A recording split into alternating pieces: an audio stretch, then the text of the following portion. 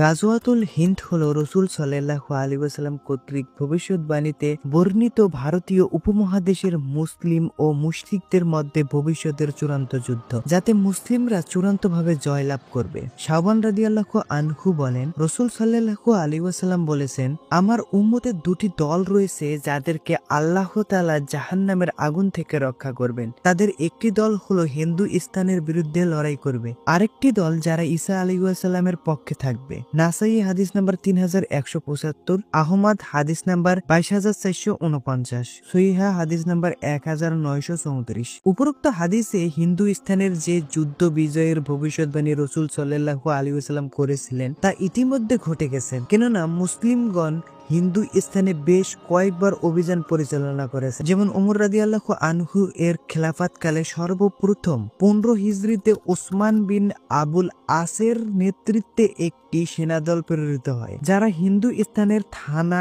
Brugge ও দেবল বন্দরে সফল অভিযান পরিচালনা করেন। থানাকে বর্তমানে মুম্বাই, ব্রুজকে গুজরাট এবং দেবলোককে করাচি বলা হয়। তারা এ সময় স্মরণদ্বীপ জয় করেন, যাকে বর্তমানে শ্রীলঙ্কা বলা হয়। অতঃপর মুয়াবিয়া রাদিয়াল্লাহু আনহু এর খেলাফতকালে 41 থেকে 60 হিজরি হিন্দুস্তানের বিরুদ্ধে যুদ্ধ পরিচালনা হয়। অতঃপর 93 হিজরিতে খলিফা ওয়ালিদ বিন আব্দুল মালিকের আমলে 86 থেকে 96 হিজরি মুহাম্মদ বিন কাসেম সাক্কাফির নেতৃত্বে সিন্ধু ও হিন্দুস্তান বিজিত হয়। এছাড়াও 5ম শতাব্দী হিজরির প্রথম দিকে গজনির সুলতান মাহমুদ 388 থেকে 421 হিজরি হিন্দুস্তানের বিরুদ্ধে একাধিক অভিযান পরিচালনা করেন। তিনি ভারতের বিখ্যাত সোমনাথ মন্দিরে প্রবেশ করে সকল মূর্তি ভেঙ্গে চুরমার করেন, অতঃপর বিজয় হয়ে ফিরে আসেন। অপরপক্ষে হযরত আবু হুরায়রা, কাবা ও সাওফান বিন আমর রাদিয়াল্লাহু আনহু থেকে দুর্বল সূত্রে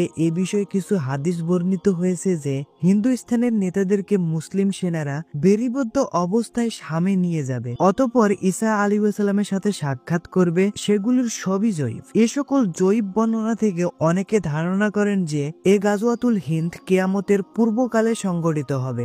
দ্বিতীয়ত, কিয়ামতের পূর্বে ইমাম মাহদীর মাধ্যমে ইসলামী খেলাফত পুনরায় প্রতিষ্ঠিত হবে এবং যা 7 বছর অব্যাহত থাকবে মর্মে রসুল সাল্লাল্লাহু আলাইহি ওয়াসাল্লামের ভবিষ্যৎবাণী রয়েছে। আবু দাউদ হাদিস নাম্বার 4284, মিশকাত হাদিস নাম্বার 5453, সহিহা হাদিস নাম্বার 1529। তবে সেই খেলাফত এখন থেকে 1 শতাব্দী কাল পর প্রতিষ্ঠিত হবে এমন কোন সময়সীমা নির্দিষ্ট করার সুযোগ নেই। আল্লাহ তাআলা আমাদের সকলকে বোঝার তৌফিক দান করুন।